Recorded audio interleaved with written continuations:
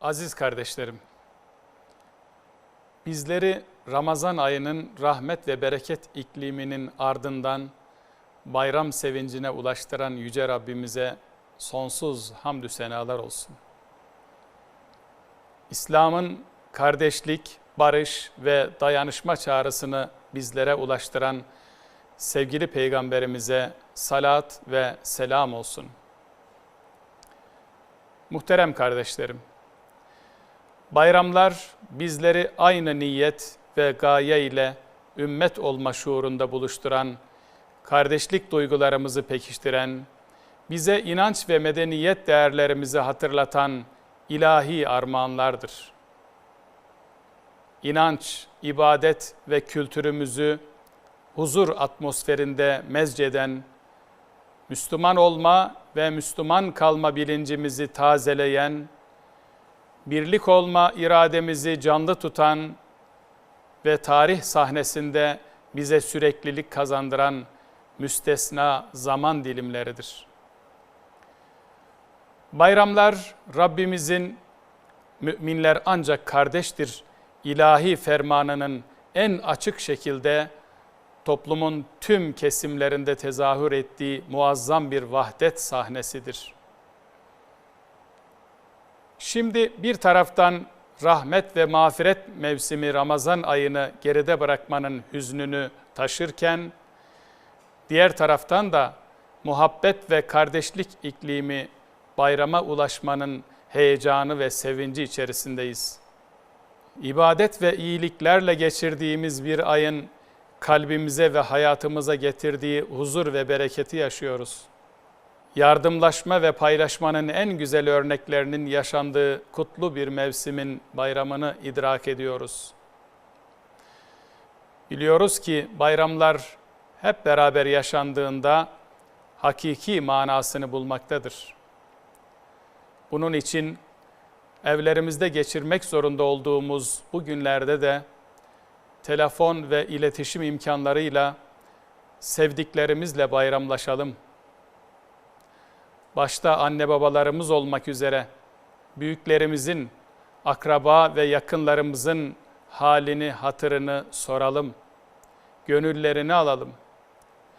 Mazlumların, gariplerin, muhtaçların, yetimlerin de bayram sevincini yaşamalarına katkıda bulunalım. Özellikle evlerimizde çocuklarımızın bayramın heyecanını yaşamalarını sağlayalım.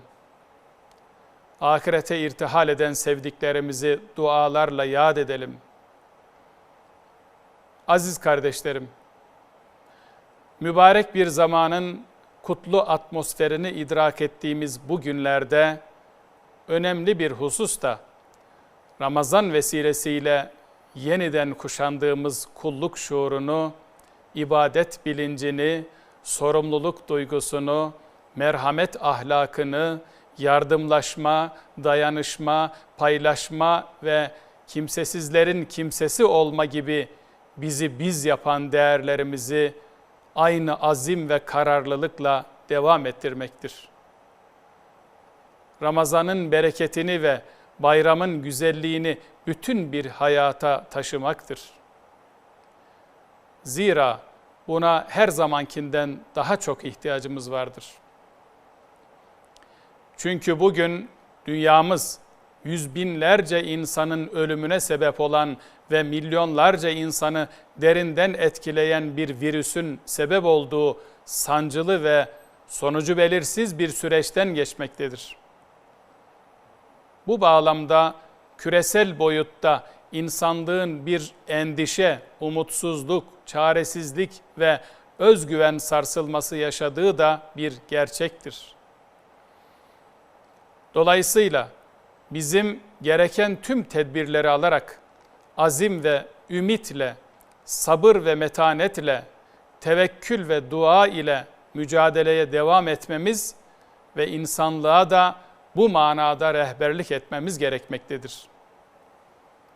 Zira biliyoruz ki aziz milletimiz geçmişten günümüze savaş, doğal afet, salgın hastalık ve ekonomik sıkıntılar gibi nice badirelerin birlik, beraberlik ve dayanışma ruhuyla üstesinden gelmiştir.